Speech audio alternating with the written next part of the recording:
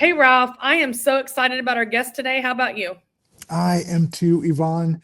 You talk about one of the brightest minds in workers' compensation across the country, but especially Texas workers' compensation. I'm so excited to speak with him about all aspects of that law. I know, and we've been trying to get him on the show for a while. So today, you guys are in for a treat.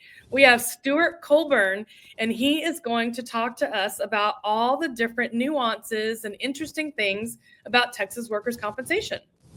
He is, and he's such an expert. He doesn't think himself as that, but he really is. I love it. I know the man he does so much work at National Conference. He's always there. He's a big part of that, and he's a very highly sought after speaker in just about every conference that I know of in the workers' comp space. Absolutely. So today we're going to talk to Stuart. It's going to be really interesting, and I learned something new or something that I lost track of.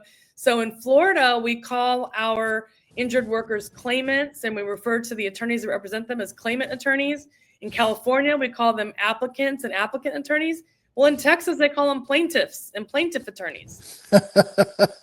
Even what we call the parties is different. I know. And we're going to have a whole conversation about nomenclature, the things that we call things in workers' compensation. So real interesting. As we always say, there's always so much to learn and understand about the complexities and the nuances. So it's going to be a lot of fun.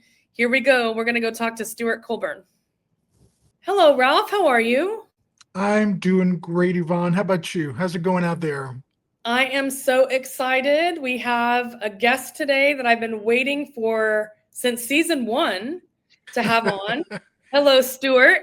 How are you? Hey, gracious, good day. I am absolutely wonderful, and I'm I'm glad to be invited to talk to you guys.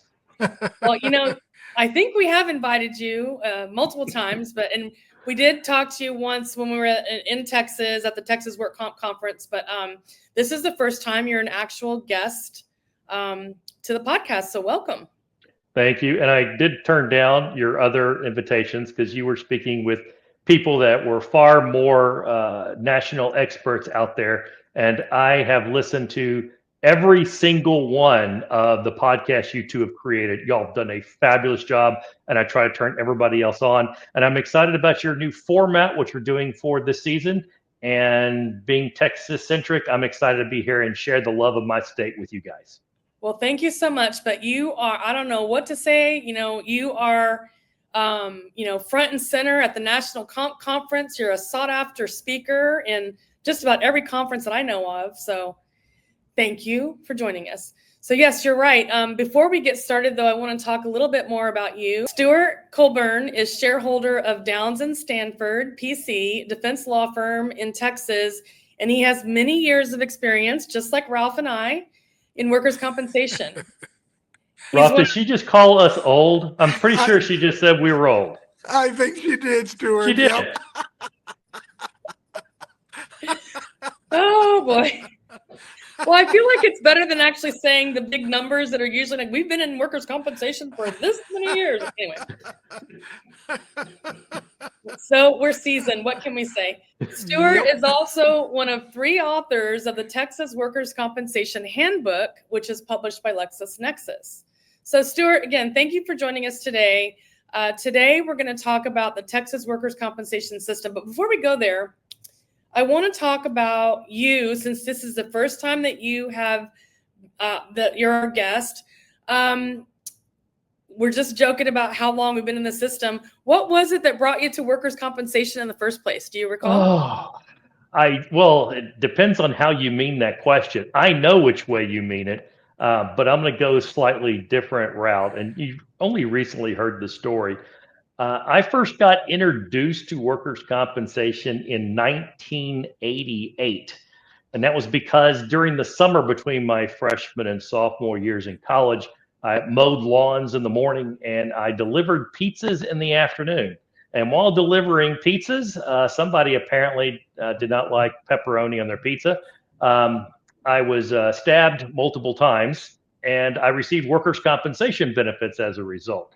So I am one of the few people out there that is both someone who is a claimant or depending upon your state, an applicant, as well as someone who has dived into the system. And my role has traditionally been representing employers and insurance carriers. So, but I'm a big believer in the system because it really helped me as an 18-year-old kid. And now I'm out there making sure that the right kind of benefits are paid to people. And I'm a firm and very passionate believer in that. You're right. I think you just shared that story with me maybe last year. We were at a conference, and it reminds me of another story of another person we know in the work comp system that got stabbed, and that's Bill Zachary. He wasn't delivering pizzas, though. No, I think I have them on the delivering pizzas. I mean, come on now. Pepperoni, you got to go with it. Plus, I've been able to use my story. Whenever I'm picking juries, and Rob will understand this, I pick lots of juries in my lifetime, and I always use the definition of bias or prejudice.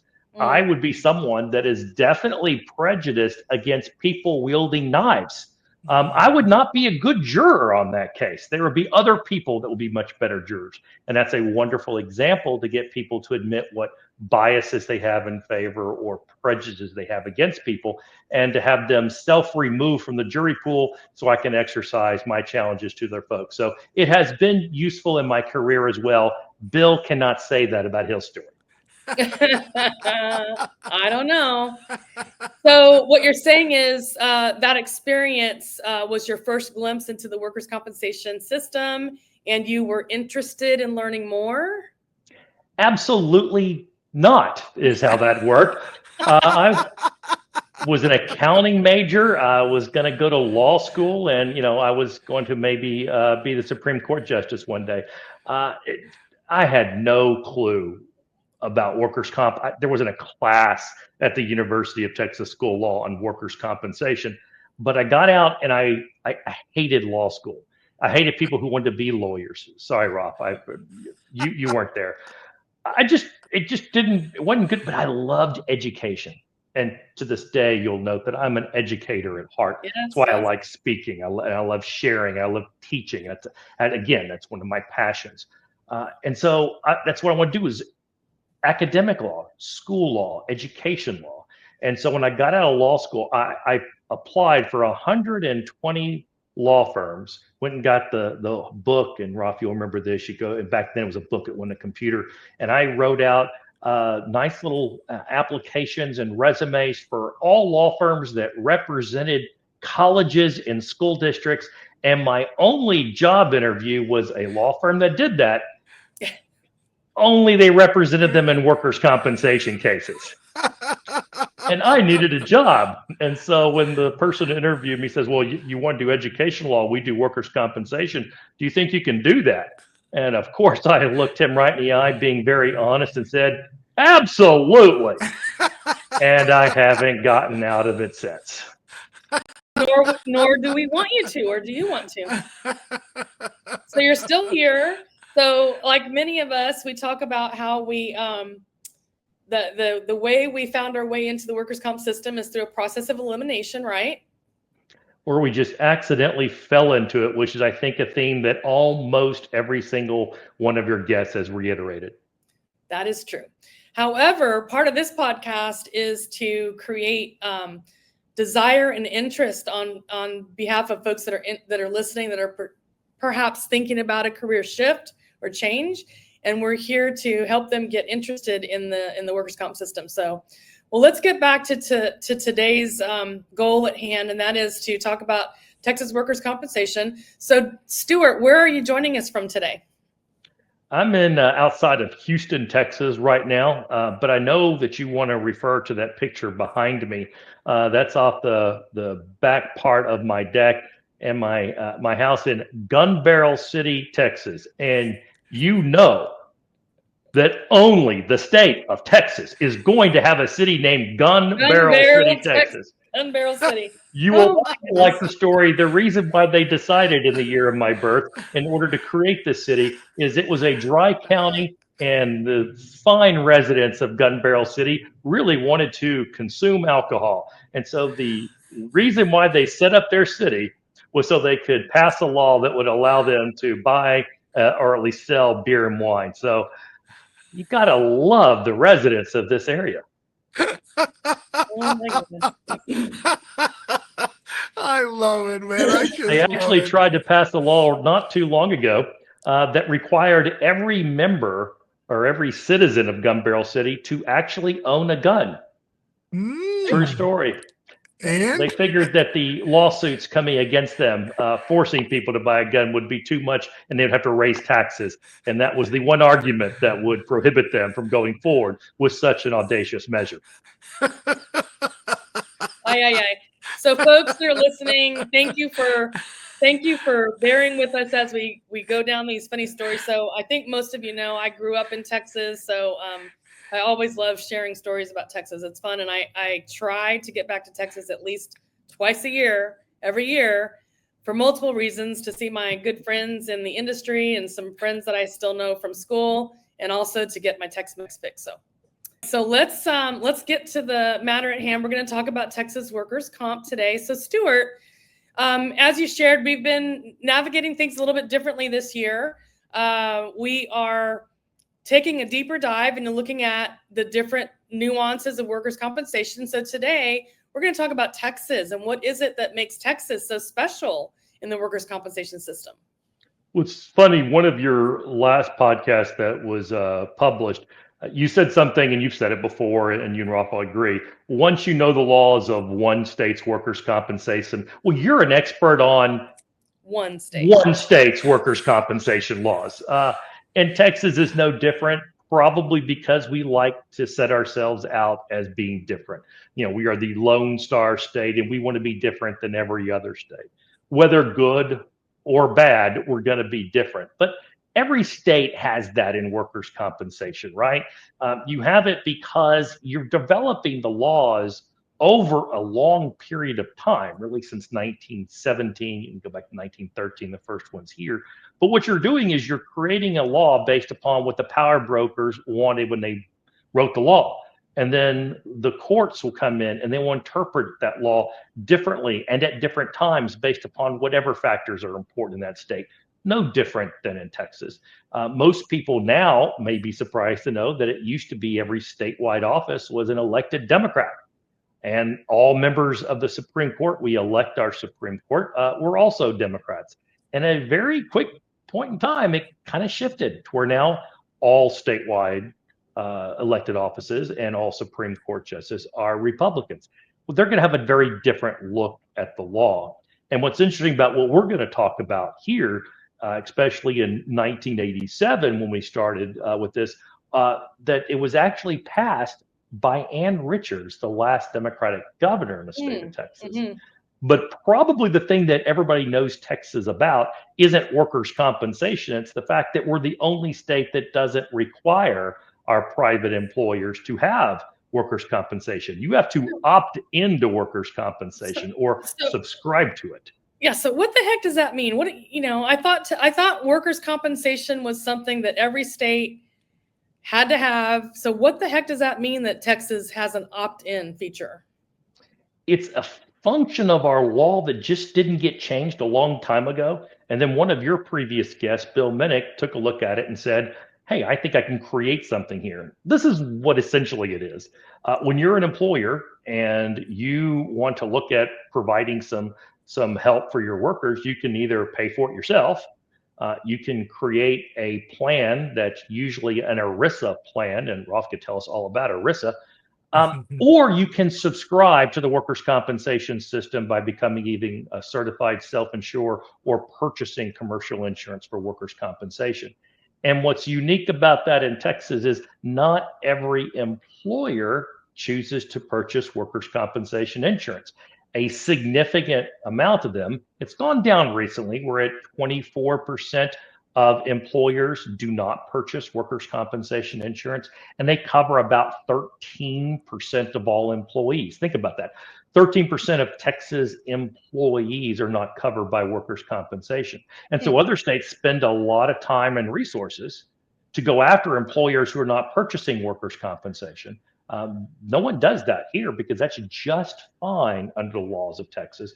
And any move to try to change that would be beaten back at the legislature. Although every year there's a law in certain areas like construction, they want to start trying to pass it. And it's usually being pushed by employers who are subscribers to workers' compensation, and they want to compete for contracts on a level playing field with some of the perhaps some employers that say they have workers' comp, but they don't. And so forth, they get to save those costs and they get the contracts. But anyway, that's a non-subscriber model. I really recommend you going back, your listeners go back and listen into your interview with Bill Minnick.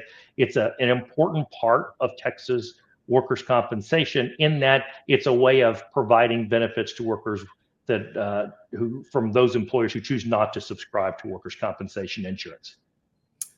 Thank you. And so what in the world do we have here? I'm sorry, we're going to have to pause. This is we said this as we were preparing, but this is giving me, obviously this is from the 80s. This is giving me major Lost Boys vibes. That's my favorite vampire movie from the 80s. I was really upset that my mother shared that picture recently with my girlfriend, and so she's been sending it to as many people as possible. Yeah, there's the 1980s with big hair, and I look back and, hey, Rolf, I wasn't that bad looking, huh? Not bad. I mean, I haven't aged well, but I wasn't bad in 1987. You are one sexy dude, man. I Yeah, love it. well, I tried to look at what other things I could talk about in 1987, right?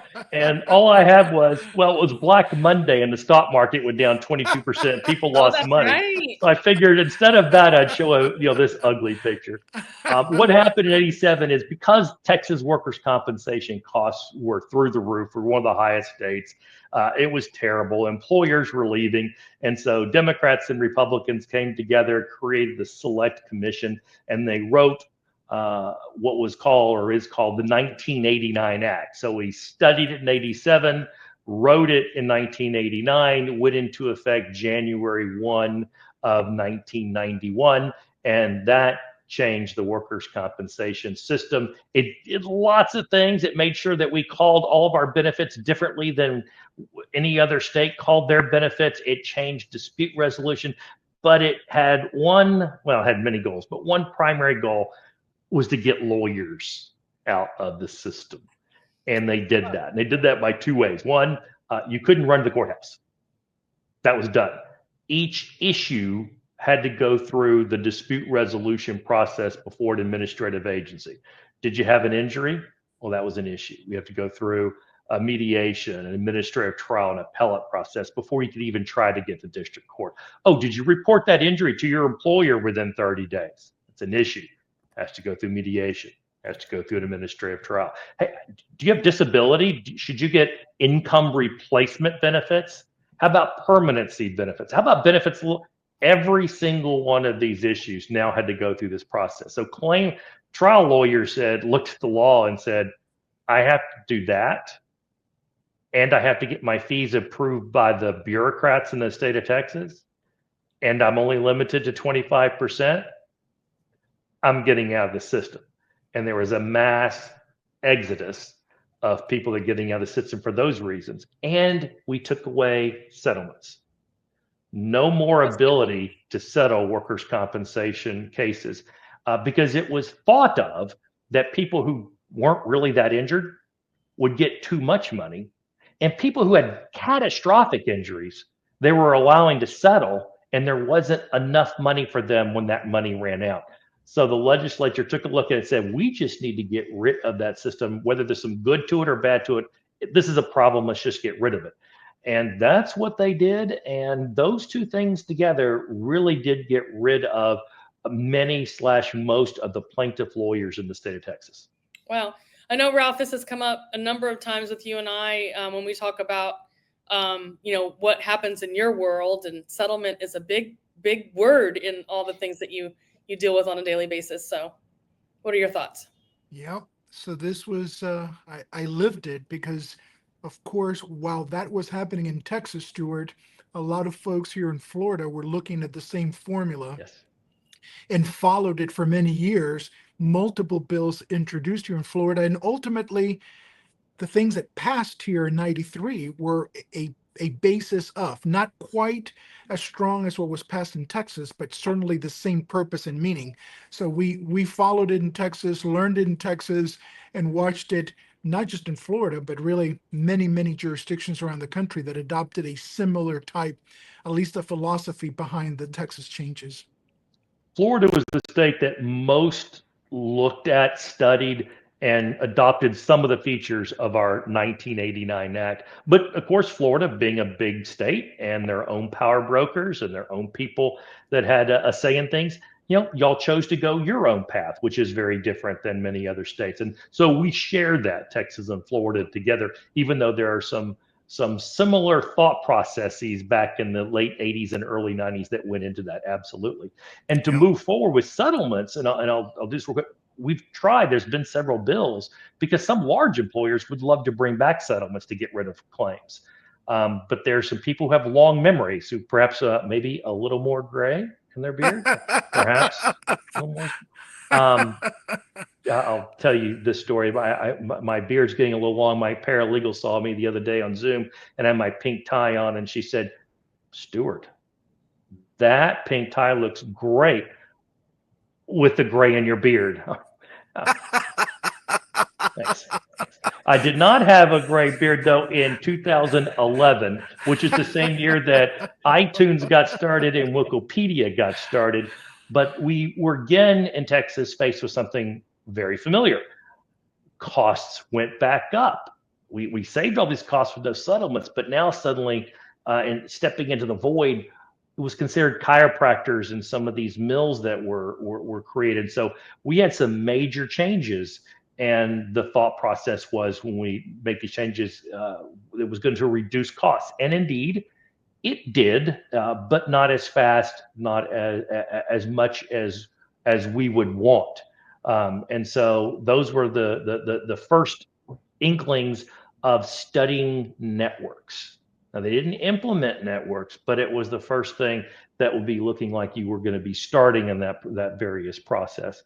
And so that started getting doctors involved and employers involved, because employers were looking around and they were looking at states like Georgia, which had networks. They thought that was a really good way of providing medical care to workers, having good quality medical treatment, but not having some of the problems associated with certain groups of chiropractors that were thought of being of over treating and what have you. And so that led to some other changes that were going on, which it accumulated into what took place, because those previous changes were starting the process of reducing costs. But really, we changed our entire system in 2005. And that's same year as YouTube. So 2005 is the big change, though. At that point in time, you had a group of doctors that were incredibly upset with our system. And they were upset because the reimbursement rates were pegged at 125% of Medicare. And they thought that was unfair to what their practices. At the same time, employers were upset with how much things were costing. And so politics makes for strange bedfellows. The Texas Medical Association and Texas Association of Business kind of joined together to get rid of workers' compensation under the commissioners. Instead of having the Commission of Workers' Compensation, it was now going to be under the Texas Department of Insurance. So as other states, we have a division of workers' compensation of or from the Texas Department of Insurance, but in a hybrid format. And that hybrid was the governor still appoints the commissioner of the Division of Workers' Compensation, just as he or she would appoint the commissioner of the Texas Department of Insurance. So Texas Department of Insurance has a commissioner for all insurance except workers' compensation. And then this has a workers' compensation insurance. So this big change created this Texas Department of Insurance, one commissioner in charge of everything, as opposed to having a commissioner in charge of, we had three commissioners at the time, one for employers, one for employees, and one to break the tie. Now one commissioner beholden to the governor of the state of Texas. And this was considered a win for the employers. AFL-CIO was obviously disappointed in this because they wanted to have a seat at the table. And by removing that commissioner, they no longer had that seat at the table. Interesting. Ralph, anything to say? Yeah, very controversial. I mean, Stuart, you lived it, you saw it, right? And it really was. I mean, huge fight, huge disagreements, lots of, you know, oh my gosh, what are you doing to us? Where's my voice in all of this kind of, that was happening at that time. So it did make for national news when Texas was It did. sort of rediscovering its entire comp system. Yeah. Well, we thought there was going to be major changes. It was somewhat of a surprise. And I remember sitting at the legislature when the person in charge of Sunset came in and said, "No, I'm not reforming this. I'm getting rid of it." And completely, it was a shock to those people that were running it. But when they were going through the hearings, and I was there for every one of them, busloads of people were coming from all across the state to testify against it. Almost all those busloads of people were funded by the chiropractor groups in the major cities. They were sending their patients in buses to talk about how bad this was. But when you had the major political groups, the employer groups, the medical groups, there was going to be a change. It's just what that change was going to look like. And so just as we got rid of attorneys back in 1991, this was designed to allow employers and their carriers to really eliminate chiropractors from the workers' compensation system. So we've created these networks. It took a while for them to get going. And the networks, you have to have a chiropractor in the network, but the network gets to determine who is the treating doctor. And this might surprise you. Not a single network has chosen a single chiropractor to be a treating doctor in a workers' compensation system. Crazy how that worked out. Now, you might remember this too, Rolf. At the same time, this wasn't Florida going through this, but California went through a reform system, created networks, right? And so I was going around the country with California folks talking about, hey, Texas has networks, California has networks. Couldn't be the same. I mean, it couldn't be more different. California networks were very individualized, very small, very focused. Texas networks were very large, encompassing, trying to get the whole state. So they did very different things, but it was both states turning to networks as a tool to contain their costs and contain the costs of workers' compensation for their employers. Interesting. So I just wanted to throw this up there. This kind of gives you a sense of what was transpiring. We had back in 2003, 2004, 2005, what the legislature was told. And this was data coming to it from NCCI, WCRI. We were the highest cost state for workers' compensation.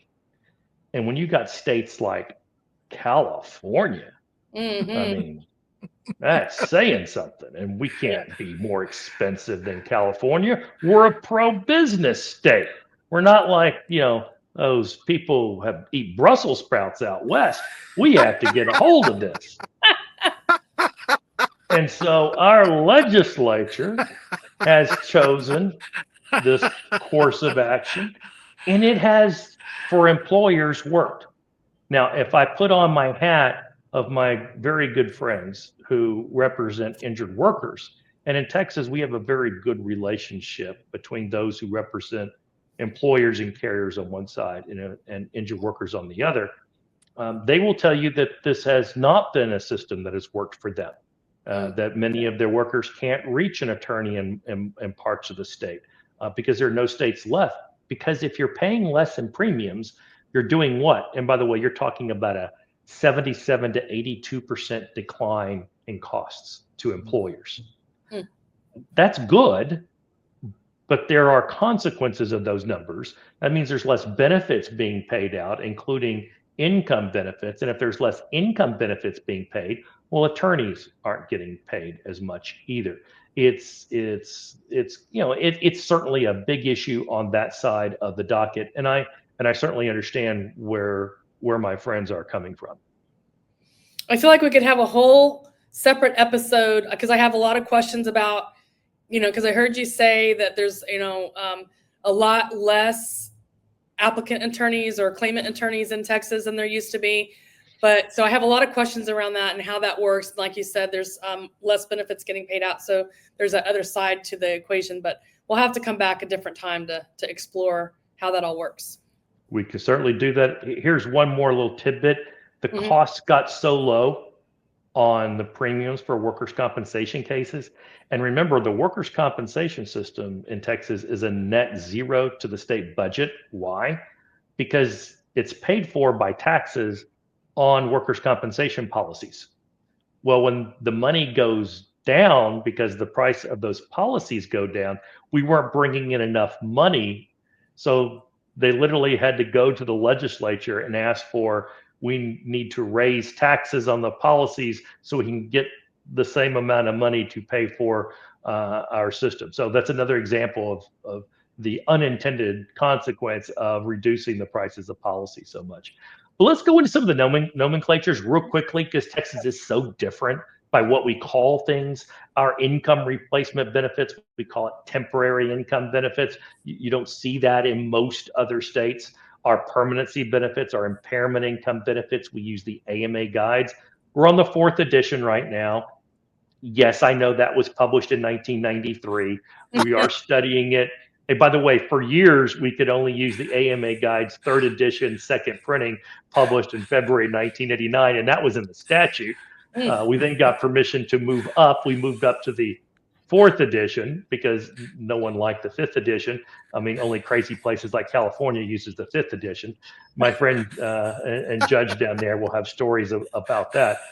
And it's great when you look at the 5th edition because it responded to the 4th edition. They hated the 4th edition. So people got back on and they wanted to bring the range of motion model back in. The range of motion model actually was a Texas doctor had a patent on it. He wanted it back in the system to get more money for himself. Any which way, the range of motion model. Let's just pause for a second. And so our listeners might not know what the AMA guides are, because you just went all over the place with the AMA guides and all the different variations. But the AMA guides are guidelines that have evidence-based findings for how we should treat workers' compensation injuries. Is that right? It is, and they used to publish different variations of that, 4th edition, 5th edition, 6th edition. They've stopped publishing an edition, and now they will update the edition that they have now. Again, you could have a whole plan on the problems that entails with various states. But Texas is planning and looking at and probably will adopt the 6th edition in next year. But let's get real quickly for higher impairment ratings. If you're really injured and you're having trouble getting a job, we have a supplemental income benefits. I don't see anything else like that particular benefit in other Texas. Louisiana has something called similar, but it does something very different. We have lifetime income benefits, I think specific kinds of injuries that would qualify for it. And then although technically not an income benefit, death benefits and burial benefits that like other states have those things as well. If someone dies in Texas, and unfortunately we lead the nation in the number of fatalities by workers, if there are no beneficiaries, that money goes to the subsequent injury fund, which funds certain things. Medical benefits, about half, a little more than half now, are buying through a network. The other percentages, you can still go to any doctor that wants to take workers' compensation, including chiropractors. We use the official disability guidelines, or ODG guidelines, for medical benefits. And since you interrupted me on the AMA guides, I better say something about ODG. So ODG are, again, evidence-based treatment guidelines that the legislature told the commissioner you must adopt a treatment guideline that's evidence-based, nationally focused, and what have you. The commissioner at the time, co-author of my book with me, Mr. Albert Betts. Mr. Betts chose the official disability guidelines, and the division follows that. If you're within the guidelines, you're getting the treatment. If you're outside the guidelines, a doctor needs to justify that using Appendix D.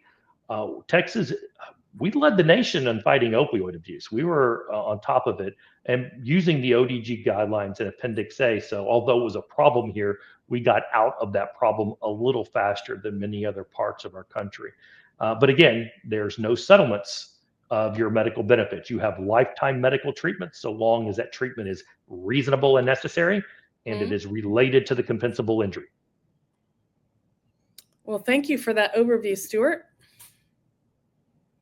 And this is the AMA guidelines. This is what the book looks like, the cover and the ODG guidelines. So we will come back to that. Well, yeah, go ahead. We have other guidelines. We have fee guidelines, which great because it took out all the medical fee disputes, especially with hospitals. We've had a problem with that in the past. Right now, the only thing that we really got going is the air ambulances. So we're like the rest of the nation in dealing with the air ambulance billing. You know, when private equity starts getting involved, it's a problem.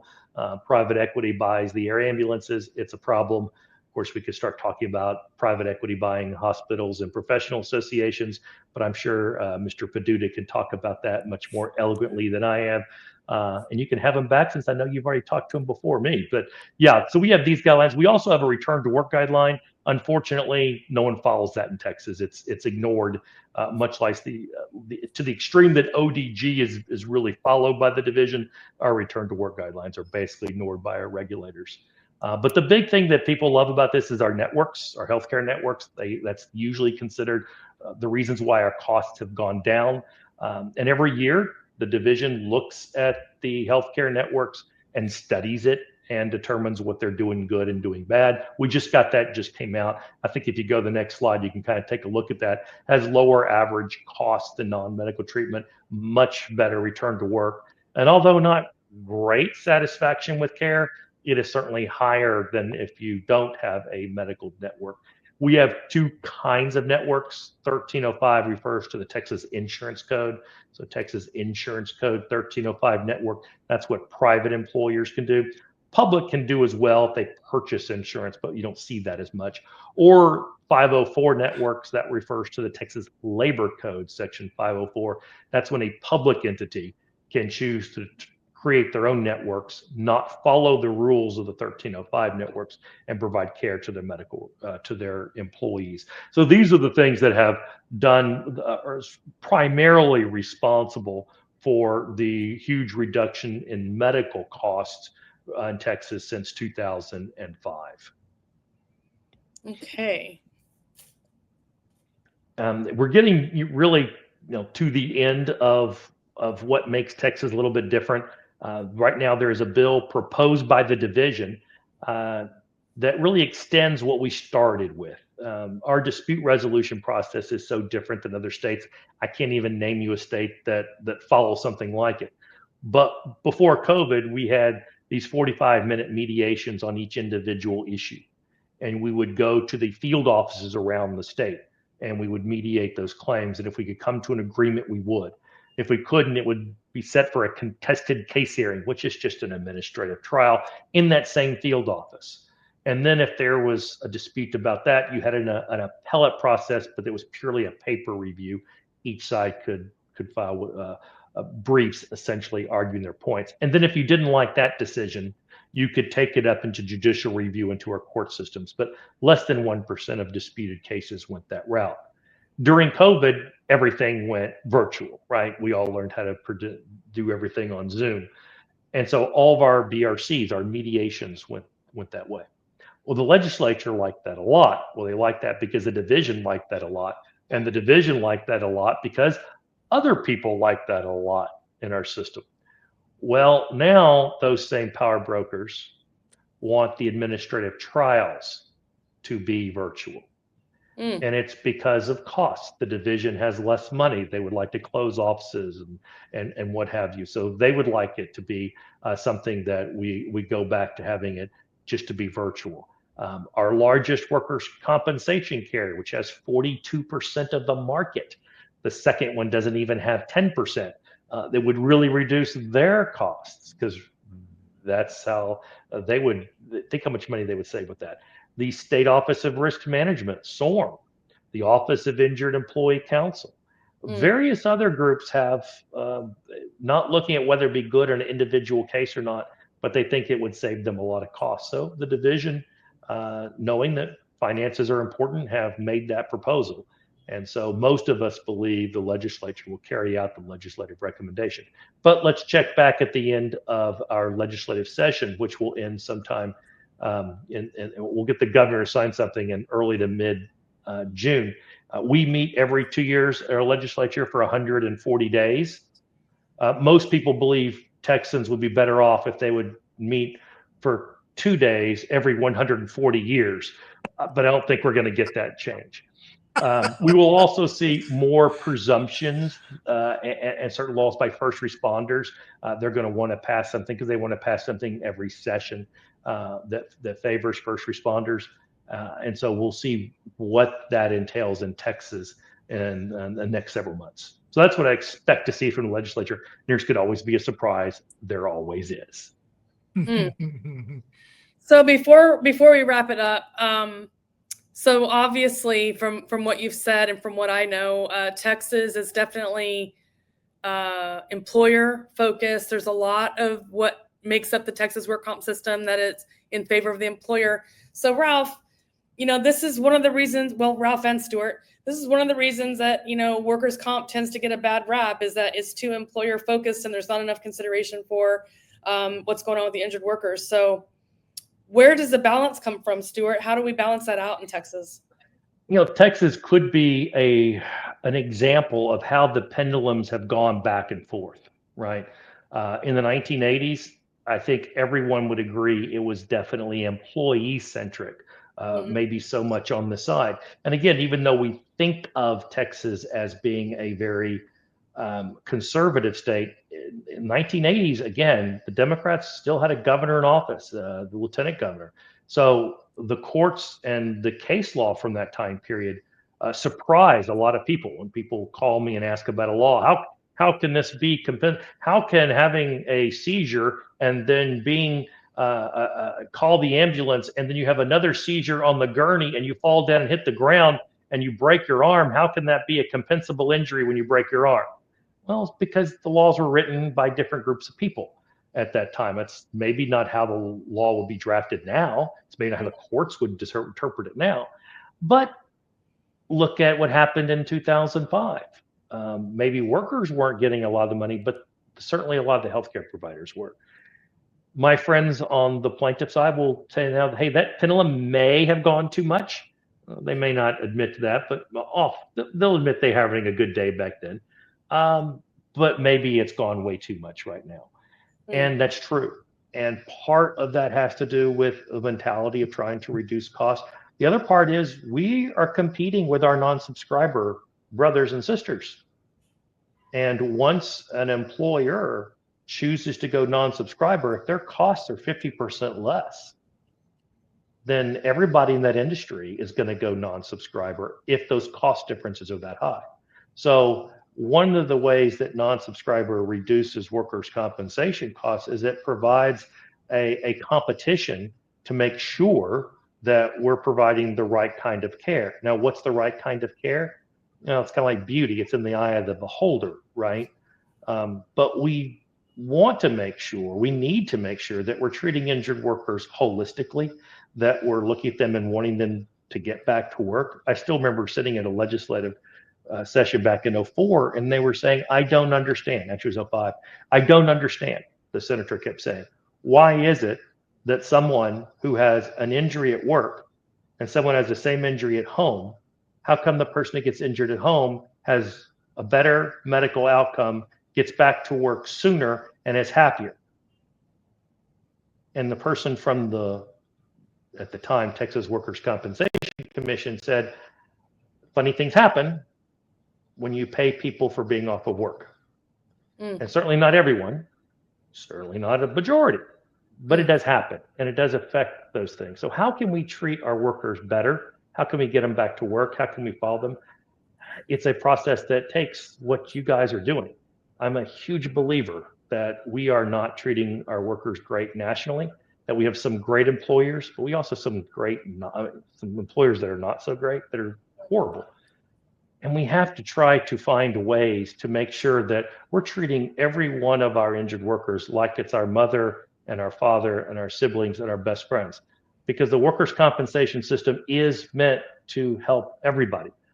It helped me when that ugly old picture from 1987 It helped me whenever I received workers' compensation benefits, and I wanted to be around to help the next group of people. We have such power here. I want people to get into our system. I joined the transitions. I'm big into mentoring. I want people to get in and provide those services, provide that care to workers, because it's a passionate thing. You're helping people, and for many people get injured at work, it is one of their worst days that they've Sure. ever had. And we want to fix that. We want to get them back to health and then get them back to work. Well, Stuart, we really appreciate you coming. As you know, Ralph and I both are very passionate about teaching as well and educating about our system. That's how we kicked off the season this year. Is the reason we're doing this is because we often get asked the question, especially from people that aren't familiar with the system, why is it so complicated? Somebody gets hurt at work, they need to get better and go back to work. It's not that complicated. It really is a complex system.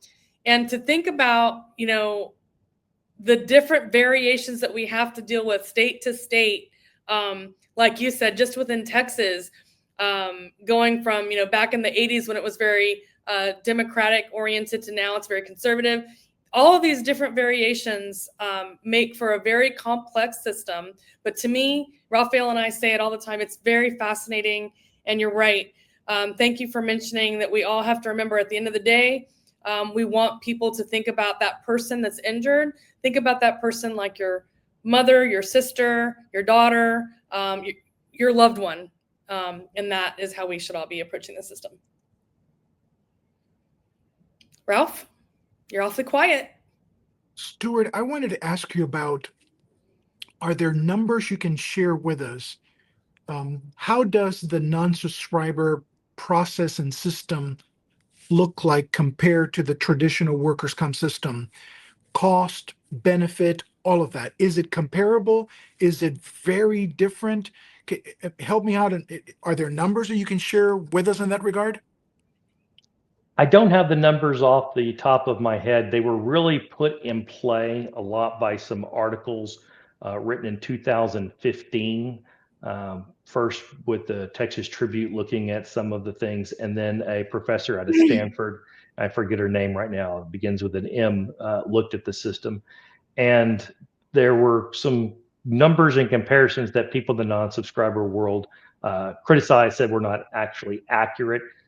One of the things you can throw out is that anywhere between 44 and 75% cost reduction at that time, if you were a non-subscriber. Not so much now, because the costs have come way down. So percentages don't really work since we're dealing with different time periods. But certainly at the time, 2005, all the way up to 2015, you were looking at a significant cost savings by being outside of the workers' compensation system. As the costs have started to come closer together, because we have a very strong exclusive remedy provisions in Texas, you're seeing more and more small employers choosing to go back into the system. And you're seeing that in the statistics. As in the last, I think, 6 times they've studied it, more and more employers are choosing to subscribe to workers' compensation. What we have not seen is any of the very large employers who chose to exit the system come back into the system. Mostly when you interview them, they're like, we like the control we have over our system, and we don't want to go back to a bureaucratic control. So unless you get hit with really huge jury verdicts, which you can in the non-subscription world, if you get a couple of nuclear verdicts and it impacts you, you might choose that system. But so far, no one that I've heard of has chosen really to come back into the system once you get back out. I've heard of one or two, but I can't even think of their names right now. And because it's such a small number, it almost means nothing. It's just a system that once you go that route, you like that route. You like that control over your program. Yeah.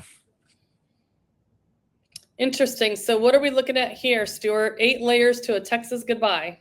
Well, I think anyone from the South might recognize this. This is just a way in Texas. Our goodbyes are long, drawn, and it's because we love we love each other. Like I said, my friends on the plaintiff side of the bar, we can spend the night at each other's house, have a good glass of bourbon or wine, and next day go fight it out at an administrative trial, and then we might go to lunch right after that. So we say hello real quickly, but we say goodbye. It takes a little bit of while. And to you guys, I love both of you. Vaughn, you and I have been friends for so many years. I may not supposed to admit that on here, but I love you dearly and what you do in our system. And she introduced me to you, Ruff, and I think you're amazing too. And I'll say it before you can. I just love you. I just love you, Ruff. I just love you. You stole it from me, Stuart. You took it from me.